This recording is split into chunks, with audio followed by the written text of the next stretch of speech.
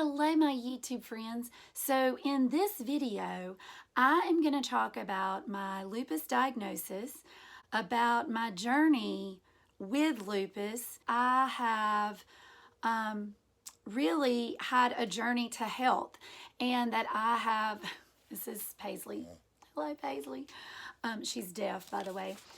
So if you would like to have more videos like this, please subscribe, click that bell so that you'll be notified whenever that I upload more videos, and join me on my journey to kick. So to start talking about my journey with lupus, I have to go all the way back to 2001. Technically, to 1999 when I had my son, and to 2000 when I had my daughter, because that's when it first exposed itself, I guess. I started getting these, and you can see like my horrible skin. I started getting these lesions. In fact, I have a scar on my head. You can see it right there. From whenever that I was pregnant with my daughter, I had this huge, it looked like I'd been banged in the head. A huge place on my forehead. And of course you already feel insecure whenever that you're pregnant, and I have these huge lesions everywhere on my chest and my back. I continued with those. They didn't really go away. Talked to my doctor about it. They, prescribed me some high-powered hydrocortisone cream. Said it was probably just the hormones from pregnancy, and just kind of brushed it aside. But some of them got so bad that when my daughter was born in 2000, December of 2000. So in 2001, of course, I'm nursing her and things. And even from the shirts rubbing my chest would bleed. My back from just the bra or shirts rubbing it, those lesions would open up and they would bleed, and I itched all the time. Of course, all of you who have lupus probably are familiar with this same symptom, because my skin is still always itchy. He sent me to a dermatologist locally, and he decided to do a biopsy on several of the places because they did look really bad, and he already had kind of assured me that it was going to be skin cancer. So I'd kind of braced myself for what that was going to be. And that does run in my family. My mom actually had a place on her face. So I was like, oh, okay, well, that's what it is, because I am out in the sun a lot. I love the sun. I know it's bad for lupus, and I just can't. I have to be outside. Came back 100% lupus. And I was not prepared for that, but it was discoid lupus, so only skin. They sent me to a specialist in Forsyth. They did a lot of tests. They did a lot of, they took that biopsy. I didn't have to have another biopsy, but they did some blood tests just to make sure that I didn't have systemic, and I didn't at that time, and I didn't have any other symptoms. I didn't have sickness or anything like that. It was just horrible skin. So they prescribed me some medicine, which this is one of those cases where the cure is actually worse than the disease, because that's where a lot of these scars come from. The medicine that I had to put on literally thinned my skin out so much that it caused all of these scars and discoloration of my skin. And so after that, I still had itchy skin and that kind of thing, but not a lot of issues, and I didn't take any medicine. Didn't really do anything. Tried to put on 50 sunscreen, stay out of the sun, which is hard for me because, like I said, I love the sun. I love being outside. But fast forward to about 2014, and we were on a beach trip, and I have always had a lot of female issues. I had, long story short, when I was 13, I got appendicitis. I had appendicitis for 3 years. They didn't catch it. My appendix was attached to my ovary. Had like 32 ultrasounds. I had a barium enema. Horrible test to have. I had 2 upper GIs. They couldn't find out what was wrong. Turned out my appendix was attached to my ovary, had a hole in it. It burst, and they left a sponge in me. So have always had issues with female issues, periods. They didn't think I could get pregnant. I got pregnant twice. I did have a miscarriage before I had my son, but perfect pregnancies, no problems whatsoever. God definitely was answering prayers with all of that. But they've tried a lot of different things to help my heavy flow and the pain that I have with my periods. So the doctor tried a different kind of birth control, and I can't remember which one it was, but tried a different one. I've been on like so many different ones. I've been on the patch, I've been on pills, and it's been a lot. 2014, she tried a different one. We went to the beach. And of course, you know, I'm out in the sun the whole time. I'm putting on my 50 sunscreen. I'm trying to like protect myself, but I was like out in the sun a lot. And literally from my fingertip to my fingertip, all the way across my chest, my back, I broke out in this rash, and it itched so bad. Like I couldn't even sleep for all the itching. So I got like on that, I mean, we're on that trip. So I ended up getting I forget what it's called, but it's like the anti-itch. Of course, I had hydrocortisone, and I'm like rubbing that on, and then all the medicine type lotion that had like anti-itch anything in it, like, because it was just so tremendously annoying. Benadryl didn't help. I mean, it was horrible. So of course, when I got home, I went to my gynecologist, and she sent me to a dermatologist that was in Boone that actually specialized in discoid lupus. And I was really, really frustrated when I went. And anybody who has lupus probably can empathize and sympathize with this, because I felt like she didn't even listen to what I was saying. From 2001 to 2014, when I got put on this birth control, and she continued to say that this has no relation with each other. There's no way. Lupus is not hormone related. Bull crap. Bull crap. I refuse to believe that, because I did not get any symptoms until I got pregnant. I did not have any other problems until I got put on this birth control, which changed my hormones. So I'm like, you're crazy, lady. It's got to be. So she really didn't even think that it was discoid lupus, that it was something else. And she did another biopsy. She did it on my arm right here. Came back. Guess what? 100% lupus. Actually called me and apologized, which most doctors don't do that. She actually said that she had another friend in another state who she actually called to consult about my case, and that he had found more correlations in his research that lupus and hormones were in fact related in some cases. Duh. So I was you know, just an advocate for what was wrong with me. Like, I knew that was the case. So up until this point, all of my issues have been discoid lupus, only skin related. No other issues whatsoever. I've led a healthy life. We race dirt bikes. I did CrossFit. I'm a CrossFit certified trainer. I teach school. I taught at the college. I'm very ADHD, so I have like lots of energy. So I never had any other problems. Never even thought twice about there being any issues of me having any other health problems, except for like the female problems that I had always had my whole life. Then in 2016, I started having lots of issues. And I thought it was just because I was like turning 40, and, you know, everybody picked on me that like life after 40, you're going downhill. And so I thought maybe that's it. Or maybe I've just burned my candle too much on both ends. And I didn't always sleep well. I ate well. I did have a very healthy diet.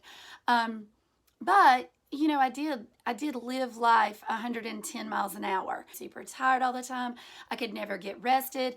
And I worked out a lot, and we raced dirt bikes. And so I just thought that a lot of the pain just working my body too hard. But then I started having like more female problems. I started having intense joint pain, like to the point that it hurt to walk, and it hurt to put weight on my hips or my knees, and it just wasn't normal. And it got to be so much that I felt like I needed to go check out. And thank goodness that I had a doctor who did not listen to me for once, because I was adamant that I only had discoid lupus, that this could not possibly be an autoimmune that was internal, because I didn't have that. And that I had done my research, that discoid lupus did not turn into systemic, that they were not related.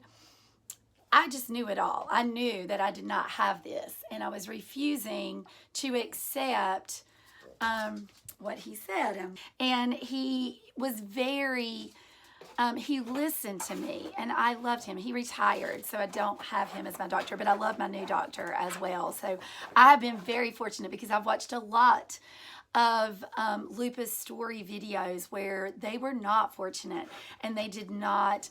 Number one, lupus is one of those that it's really hard to get a quick diagnosis for, and I was very fortunate, because I literally went to the doctor in 2016. By the end of that year, I already had a diagnosis of lupus. I was already going to my rheumatologist. I mean, it was so quick. It was like within 3 months I was diagnosed and on medication for it. And so I'm not going to say I got fixed in that amount of time, but they were on it. And my ANA was, of course, it tested positive, and it showed up. And so I guess what I'm saying is that my case, I was fortunate that the diagnosis was so quick, and that I was able to get the help that I needed at a faster rate than I know a lot of people have been able to do. So right away, the first prognosis for lupus was he put me on prednisone, and he started me on the ramp up of prednisone and then the ramp back down. I don't know if you've ever been on a run of prednisone, but that's kind of how they do it. They taper up and then taper back down. And once I tapered back down, I kind of became my own monitor of that, and he prescribed it and explained it to me that I basically monitored and gave myself a dose of anywhere from 5 milligrams to 20 milligrams a day, hoping to maintain around 5 to 10 milligrams, because you don't seem to have as many side effects from that dose as you will with the higher doses. Also put me on Plaquenil, which right now is almost impossible for me to get, which is kind of frustrating because I'm almost out. And I've been on that ever since that time. I've had that one as a daily dose, but I only take it 1 time a day, because if you take it twice a day, which is what he first wanted me to do, you can have night terrors, and you can have other symptoms. It can cause you not to sleep well, which also prednisone does that. So I take both of those first thing in the morning with my breakfast, and don't seem to have too many issues. The prednisone does cause a lot of weight gain. At the time, I was still working out. I was still doing all the things that I always did. Then it got to a point, and I was racing dirt bikes. It got to a point that I really couldn't do that. I literally, by 2018, almost the whole year of 2018, I couldn't do anything. I mean, I worked. I still taught at the college. I would sometimes coach because that was like extra money for us. So I would sometimes coach, but I didn't feel like doing anything. And when I would come home, I would just veg out on the couch, and I couldn't really move. And that's not me. Like, I am always doing something. And so I kind of got to the point where I was like, okay, this is not okay. And in that time frame, the doctor tried methotrexate, which did not work at all. It made me so sick, like nauseous sick on a constant basis. And I already had some thinning hair issues, but I really got thinning hair with that. And it just made me so sick. So I couldn't function with that. And then we tried another one, and I, for the life of me, cannot remember what it was, but I remember I did not like it at all. It just made me feel really weird, and I didn't care for it. And then we started Benlysta, and a lot of you may be on Benlysta or have tried Benlysta. So we did the infusions first, and I want to say that I noticed some help, some increased energy and that kind of thing. I am a pretty strong, mentally strong person. I just kind of got to the point where I decided that I'd had enough, and I decided to go back to the gym, and I was going to do what I could do.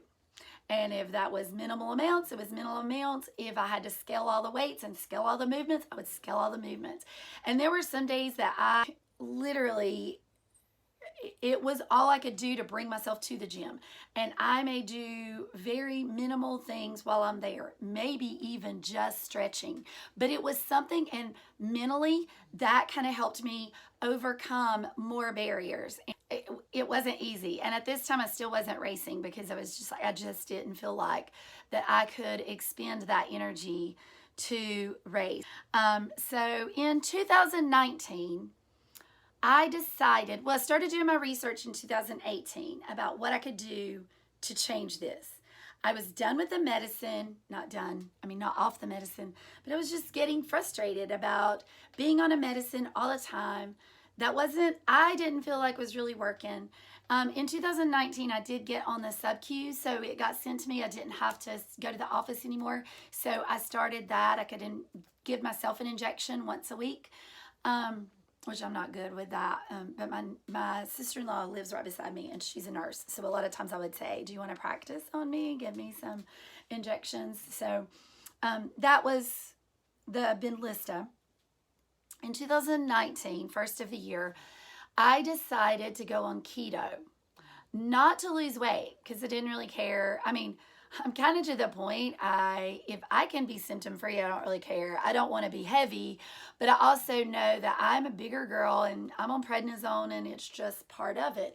But I did it more because I'd been researching about the anti-inflammatory characteristics of being on a keto diet. And so I did that, got kind of used to that and tried that. I was on and off it. I mean, I wasn't like super strict with it, but I was very clean keto, and I did that for most of that year and noticed some significant increases in what I was able to do. I did start racing dirt bikes again. Most of the time, because of all my symptoms, I could barely hold on to the handlebars. I was having such intense pain that sometimes I would have to be like carried back to my trailer or my RV like after the race because I would just get so exhausted. But it was one of those, I was doing it, like I said with my channel, to kick lupus in the teeth. I was not going to let it beat me. I was not going to let it get on top of me. And I started coaching again. I started working out again, and still wasn't making the gains that I thought that I should make. I was still kind of frustrated because I knew what kind of athlete that I was, and that I was a competitive CrossFit athlete. I mean, not like CrossFit Games competitive. I just mean like I could do well with people that were my age and my ability level, and I could like be in the middle or high average inside my gym kind of thing. And now I was like bottom of the barrel, could barely do the workout. End of the year in 2019, the sickness that was going around our school was ridiculous. I mean, I had a class of 20. I got down one day in December where I only had 8 kids in my room because everybody else was homesick. And people were getting the flu. They were staying home for a week at a time. I mean, it was horrible. And I was so thankful. You know, I upped my vitamin C. I did like everything hand sanitizer. I did everything I could not to get sick, because I know like when I do get sick, I seem to suffer more because of it. But I don't get sick very often. However, after the first of the year in January, I got so sick, and it was sudden. Like I went to school in the morning and I told Kenneth that I thought I was having a flare. And by the time I got to school, it was probably 8:30. I knew that I had a fever. And I run a low-grade fever a lot of times with lupus. So I got sick, went straight to the doctor. From school, left school, got a sub, all that. Tested negative for the flu, but they treated it like it was the flu. So they gave me the new medicine, not Tamiflu. She had like a sample for it. So she gave me that medicine, and it did. I mean, you only take it one time.